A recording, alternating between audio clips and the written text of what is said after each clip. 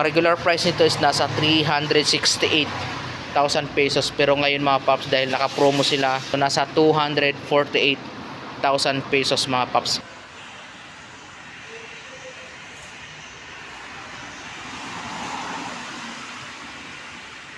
What's up mga paps? Welcome back to another vlog. So andito tayo ngayon sa Aprilia Daang Hari sa Molino 4 mga paps.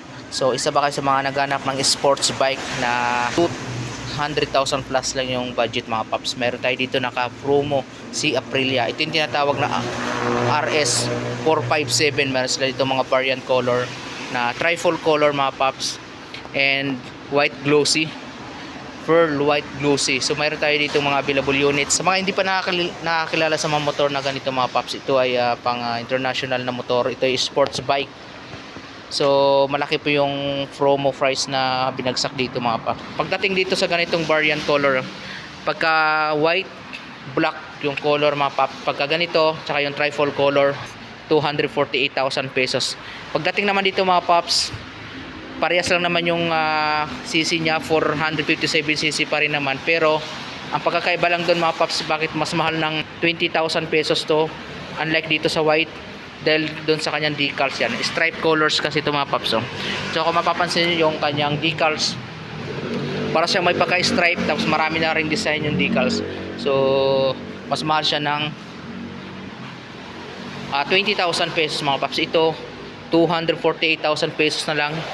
Ito from 380,000 plus, ngayon nasa 268,000 pesos na pagdating dito mga paps. So dito naman same pa rin naman. Ito yung 3 colors mga paps. Pagka tumapat sa medyo dark na ilaw, nagkukulay dark green na matte color. Pagka nasinaga naman ng ilaw mga paps, ay nagkakaroon siya ng kulay na parang violet. Then pagka gabi naman, nagta-dark, para siyang black na yung naging kulay. So ito pala ay mayroong matte color. So 457 pa rin naman, RS 457 mga paps. Yan. So ito mga paps, meron pa kaming units dito na available, marami. So pwede kayo pumunta dito sa Daang Hari mga paps, sa may Motor Ace Aprilia. So meron akong ilalagay na contact number and contact person mga paps. Pwede na lang kayo may message sa akin kasi dito nyo lang din ako matatagpuan.